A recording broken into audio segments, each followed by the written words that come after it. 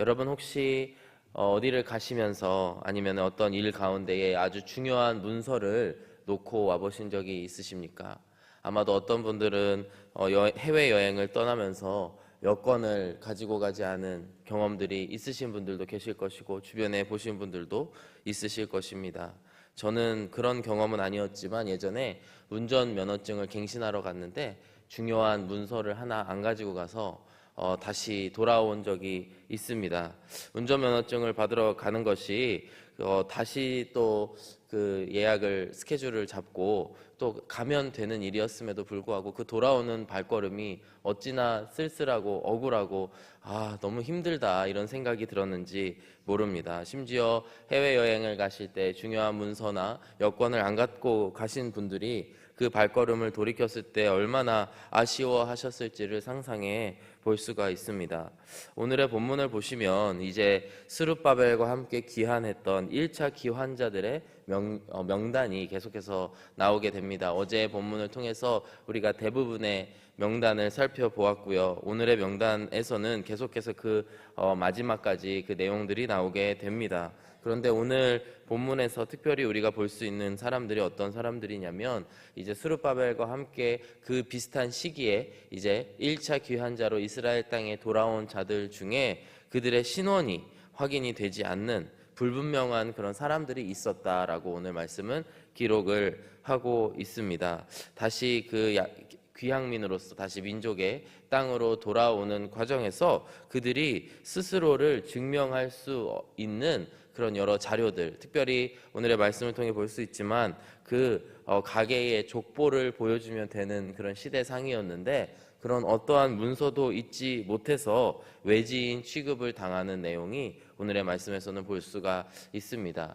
정확히 이들이 어떠한 자들인지 우리는 알 수 없고 또 이들이 왔었다고 하는 델멜라와 델하르사와 구룹과 앗돈과 인멜로부터 온 이 자들이 어느 지역에서 아라비아의 어느 지역이라고는 하는데요. 그 지역에서 온 자들이 정확히 이들이 이스라엘의 어떤 계통의 사람들인지 알 수 없었지만 이러한 일들을 처리하는 과정에서 또 하나님 보여주시는 지혜가 있다고 생각을 합니다. 오늘의 말씀을 통해서 이제 새로운 공동체를 세워나가는 이제 느헤미야의 그런 상황 가운데에서 어떻게 이런 일들을 해결해야 했는지를 또 스룹바벨의 수십 년 전에 있었던 스룹바벨의 일들을 돌아보면서 하나님으로부터 지혜를 받는 그런 말씀들을 볼 수가 있습니다. 먼저 오늘 61절의 말씀을 보시면 이제 제가 말씀드렸다시피 그 계보를 알 수 없는 자들에 대한 이야기가 시작이 됩니다. 델멜라와 델하르사와 구룹과 앗돈과 인멜로부터 올라온 자가 있으나 그들의 종족이나 계보가 이스라엘에 속하였는지 증거할 수 없으니, 이렇게 오늘의 본문 말씀이 시작이 됩니다. 이처럼 1차 귀환 당시에 그 비슷한 시기에 이스라엘로 돌아온 타 지역에서, 바사가 아닌 타 지역에서 돌아온 자들도 있었는데 그 자들이 족보가 없었다라고 하는 것이죠. 원래 국가가 든든히 서 있었을 때에는 국가에서 그런 모든 족보와 계보들을 관리하였습니다. 이스라엘도 그와 마찬가지라서 역대상, 역대하 같은 말씀들을 보게 되면요, 그 나라에서 기록한 그 여러 계보들, 족보들이 있고 그것이 바로 이 사람이 어떤 사람인지 누구의 후손인지를 정확히 알 수 있는 수단이었는데, 이제 나라가 망하고 많은 사람들이 포로로 잡혀갔다가 돌아오고 있는 그런 상황 가운데에서 국가의 기록물들은 모두 훼손이 되고 국가 차원에서 증명할 수 있는 방법이 없었던 것입니다. 그렇기 때문에 각 가문에서 보관하고 있었던 족보, 이러한 족보 가운데에 우리의 지금 자손들이 태어났습니다 라고 하는 것을 증명하는 그 길이 족보밖에 없었다라고 하는 것을 오늘의 말씀을 통해서 우리가 유추해 볼 수가 있습니다. 오늘의 본문의 말씀 64절의 말씀을 보시면요, 특별히 제사장 중에서 제사장 가문에 대한 이야기가 나오는데요, 63절을 먼저 보겠습니다. 제사장 중에는 호바야 자손과 하코스 자손과 바르실레 자손이니 바르실레는 길르앗 사람 바르실레의 딸 중에 하나로 아내를 삼고 바르실레의 이름으로 불린 자라. 이 사람들은 계보 중에서 자기 이름을 찾아도 찾지 못하였으므로 그들을 부정하게 여겨 제사장의 직분을 행하지 못하게 하였다. 오늘의 말씀은 기록을 하고 있습니다. 특별히 이 스룹바벨이 1차 귀환자들 가운데에 이 족보가 없는 자들, 특별히 그 중에서도 제사장들을 어떻게 대하였는가가 오늘의 말씀의 키라고 할 수가 있습니다. 왜냐하면 이미 스룹바벨의 시절은 지났고 지금은 우리가 함께 살펴보는 이 말씀은 느헤미야의 시대입니다. 그리고 느헤미야의 시대에 이제 성벽을 다 재건하였고 그것을 완성한 지 얼마 안 돼서 느헤미야가 이 스룹바벨 시절에 돌아왔던 귀환자들의 명단을 살펴보게 된 것이죠. 근데 왜 그가 이 명단을 살펴보게 되었느냐? 어제 우리가 함께 살펴본 말씀 느헤미야 7장 4절과 5절의 말씀을 보시면 그 이유를 알 수가 있습니다.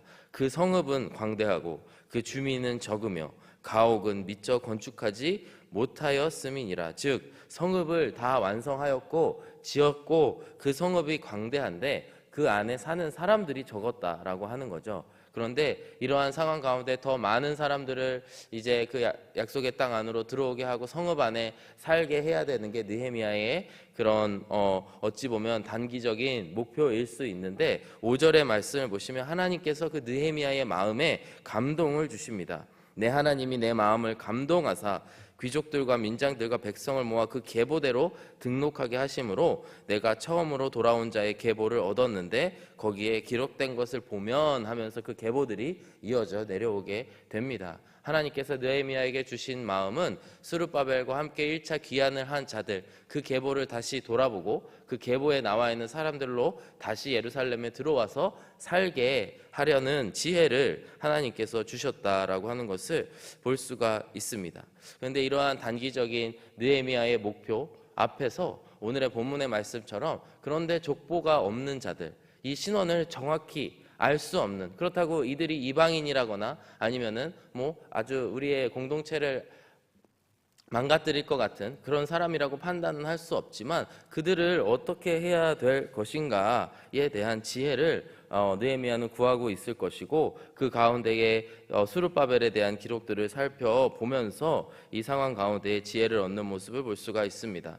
65절의 말씀, 오늘의 본문 65절의 말씀을 보시면 스룹바벨 총독이 이와 같이 행동했다라고 하는 것을 다시 한번 느헤미야가 상기하게 됩니다. 총독이 그들에게 명령하여 우림과 둠밈을 가진 제사장이 일어나기 전에는 지성물을 먹지 말라 하였느니라. 이것이 스룹바벨의 결정이었습니다. 이 말만 놓고 보면은 좀 무슨 의미인가 싶으실 수도 있겠는데요. 바로 우림과 둠밈이라고 하는 것은 바로 정통성을 가진 그 대제사장을 상징하는 물건입니다. 대제사장이 하나님의 뜻이 무엇인지를 여쭐 때 우림과 둠밈을 던지고 그 가운데 하나님의 정확한 뜻을 알게 되는데요. 즉 우림과 둠밈을 가진 제사장, 그 온전한 대제사장이 나타나기 전에는 판단하지 말고 보류할 것을 이야기하고 있습니다. 근데 보류를 하는데 여기서 지성물을 먹지 말라 하였느니라. 즉 그 함께 먹는 그 성물을 먹지 못하게 함으로써 이것은 족보 없는 자들을 마치 외인처럼 이방인처럼 취급하고 있는 모습들을 볼 수가 있습니다.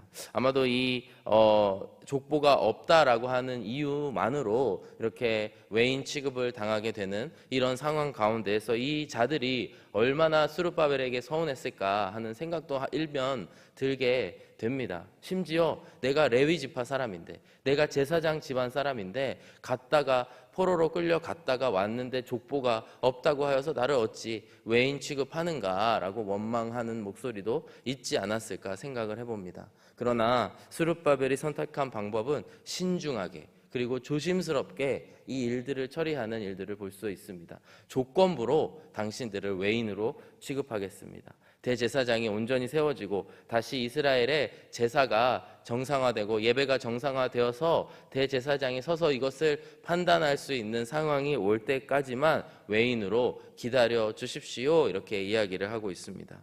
여러분 왜 그럴까요? 왜 스룹바벨은 이와 같이 행동을 했고 이 기록들을 느헤미야가 다시 수십 년이 지난 이후에 이 기록들을 살펴보고 있을까요? 바로 새로운 공동체를 세워가는 과정에서 거룩함을 유지하는 것이 굉장히 중요하다라고 하는 것입니다. 거룩함을 어떻게 유지하느냐? 바로 구약 시대에는 그 혈통 가운데에 레위 지파 가운데에 제사장을 세우고 또 이스라엘 민족 가운데 그 민족의 구성원을 세우는 것이 하나님의 명확한 명령이라는 것입니다. 그 명령을 유지해야만이 그들이 거룩함을 유지할 수 있는데 바로 이 스룹바벨의 태도는 새로운 그런 또 공동체를 이루는 과정에서 그들의 거룩함, 사람들의 원망을 두려워하는 것이 아니고 거룩함을 유지하는 신중한 태도가 중요하다라고 하는 것입니다. 예전에 제가 청년 시절에 청년부 안에서 레크레이션을 인도한 적이 있습니다. 그 중에 했던 게임 중에 저희가 얼마 전 H캠프 때 이 새가족 빙고를 하지 않았습니까? 새가족 이름을 이렇게 적어서 만나고 인사하고 사인받고 하는 그런 게 있었는데요. 저도 그런 비슷한 게임을 했었는데 이제 종이에 여러 이런 안경을 쓴 사람, 뭐 키가 170이 넘는 180이 넘는 사람 뭐 등등 뭐 해가지고 이 25명을 다 만나고 와서 사인을 정확한 이름을 받고 사인을 받아오면 상품을 주겠다 이런 게임을 한 적이 있습니다. 그런데 어떤 아주 열심히 열성을 가진 한 자매가 엄청 빨리 그거를 해가지고 이렇게 온 거예요. 저한테 사회자한테 다 했습니다 이렇게 가지고 온 거예요. 근데 제가 그걸 내용을 보니까 이 자매님이 너무 승부욕에 불타서 날림으로 거짓으로 한 게 너무나 티가 나는 그런 종이를 가지고 왔습니다. 그래서 제가 자매에게 모두가 있는 자리에서 마이크로 들고 이 사람 만났습니까? 이 사람 만났습니까? 이렇게 간단하게 확인을 해보니까 안 만난 것을 곧바로 실토하고 말았습니다. 굉장히 갈등이 되더라고요. 사람들 보는 앞에서 그 자매가 거짓말을 하는 게 들통이 난 상황에서 난 어떻게 해야 될까? 그런데 그 순간 그냥 자매님 미안합니다. 탈락하고 내보냈습니다. 그랬더니 한쪽에서는 진행자가 공의와 공정으로 진행을 하는구나 하고 한쪽에서는 박수를 받았고 반대로 그 자매의 남자친구 지금은 결혼해서 목사님 사모님이 되셨거든요. 근데 그 목사님 그때 전도사님의 여자친구였는데 엄청 원망을 들었습니다. 그리고 그 친한 자매들한테 무서운 사람이라고 저한테 막 이렇게 손가락질하면서 그런 시간을 가졌는데 참 그래서 이런 판단을 하는 것이 굉장히 어렵구나. 한쪽에서 원망을 들을 수밖에 없고 또 다른 한쪽에서는 그 공정하지 못하게 게임을 그 한낱 레크리에이션 게임임에도 불구하고 그런 상황 가운데에 놓인 적이 있는데요. 그러나 이후에 제가 그 사건을 오랫동안 이렇게 혼자 묵상해보고 생각해봤을 때 그래도 공정하게 한 게 제 입장에서는 잘한 일이겠다. 우리 공동체 안에서 그래도 그 다음에 또 레크리에이션을 할 때 그것을 확신할 수 있었는데요. 제가 레크리에이션 하면 모두가 룰을 잘 지키는 또 그런 역사가 일어났습니다. 근데 그렇듯이 공동체 안에서 우리가 그런 일들을 가장 기본적인 룰들을 지키는 것이 중요하다라고 하는 것이죠. 마찬가지로 오늘 스룹바벨도 그와 같이 너무나 귀한 공동체를 세워가지 않습니까?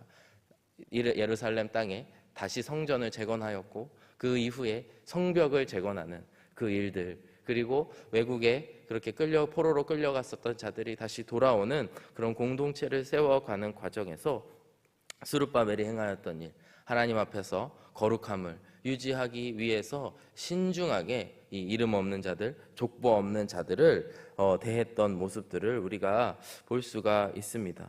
이처럼 우리가 이 스룹바벨의 이야기를 다시 보고 있는 느헤미야의 마음처럼 우리도 우리의 공동체를 세워감에 있어서 하나님 마음 주신 그 과정 가운데로 온전히 세워져 가야 되는 줄로 믿습니다.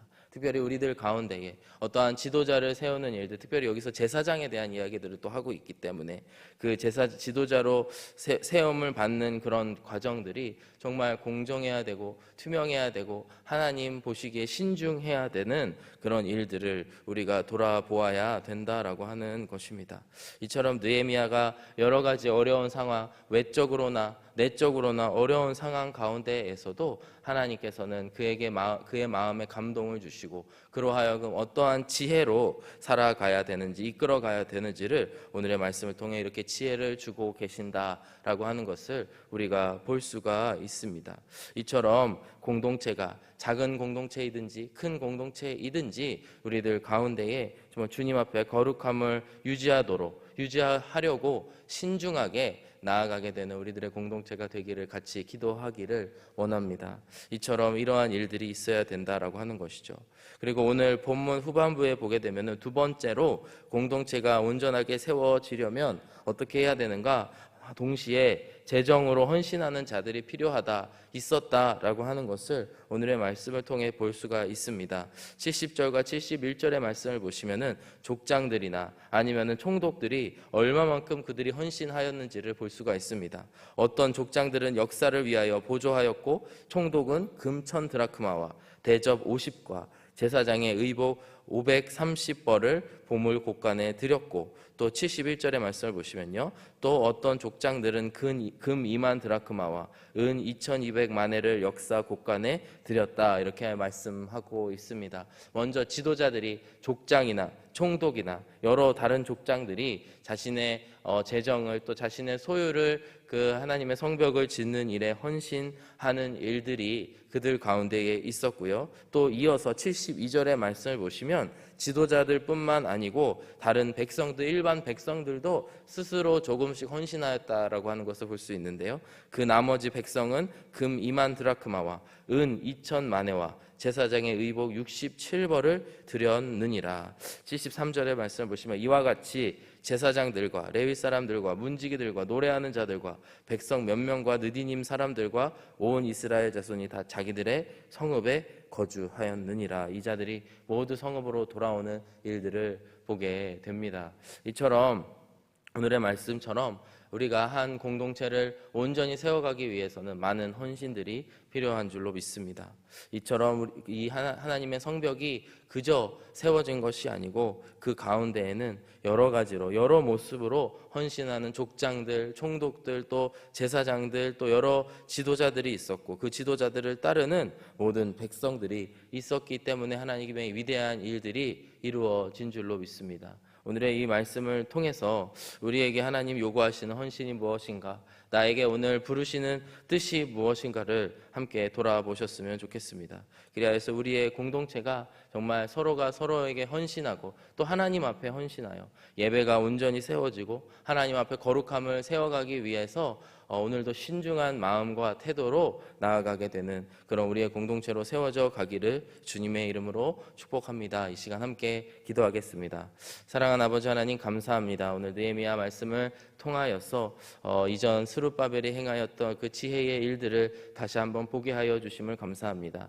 아버지 하나님, 우리의 공동체가 주님 보시기에 거룩한 공동체로 서게 하여 주시옵시고, 지도자를 세우는 일, 또 여러 일들을 하는 일들에 있어서 거룩함을 유지하기 위해 신중하게 나아갈 수 있는 저희들이 될 수 있도록 인도하여 주시옵소서. 또 부족하지만 저희들 또 공동체를 위해서 헌신할 수 있는 마음, 헌신할 수 있는 재정을 허락하여 주심을 감사합니다. 우리들의 헌신이 그저 물이 흘러가서 버려지는 것이 아니고 이 공동체가 세워짐으로 말미암아 하나님의 나라가 확장되고 주님을 위해 쓰임받는 그런 물질들인 줄로 믿습니다. 주님께 드리오니 받아주시고 주님께서 우리의 공동체를 더욱더 든든하게 온전히 세워 주옵소서. 주님께 감사드리며 예수 그리스도의 이름으로 기도드렸습니다. 아멘.